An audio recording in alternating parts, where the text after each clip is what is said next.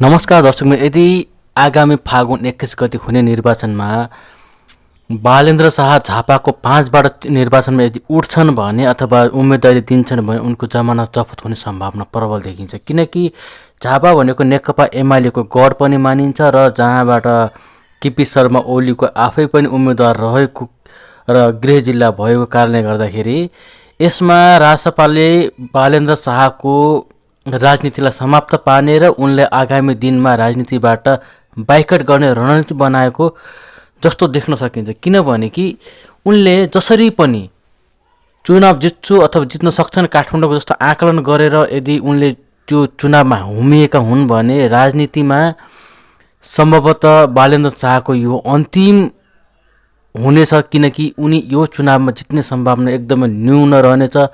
खास गरी केपी शर्मा विरुद्ध चुनाव लड्दाखेरि त्यहाँ केपी शर्मा ओलीले आफ्नो सबै किसिमको हत्कण्डा र आफ्नो सबै किसिमको पावर प्रयोग गरेर उनी त्यहाँ चुनाव जित्नेछन् र बालेन्द्र शाहको चुनाव यहीँबाट अन्त्य हुनेछ र रासपाको रणनीति पनि बुझ्न सकिन्छ कि बालेन्द्र शाहको चुनाव यहाँबाट हारेर अथवा चुनावमा लडाएर उनको राजनीति समाप्त गर्न खोजेको जस्तो पनि देख्न सकिन्छ।